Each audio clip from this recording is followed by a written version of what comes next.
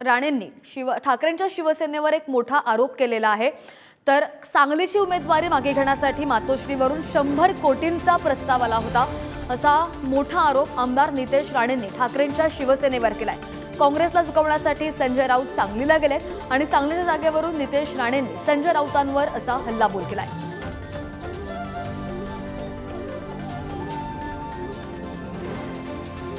की सांगलीच्या दौऱ्यासाठी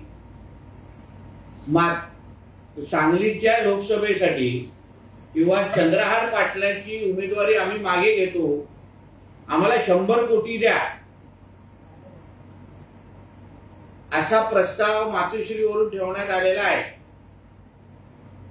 आणि त्या प्रस्तावावर दबाव टाकण्यासाठी, त्या प्रस्तावासाठी दबाव टाकण्यासाठी, काँग्रेसला झुकवण्यासाठी आज संजय राजाराम राऊतचा दौरा सांगलीमध्ये चालू आहे।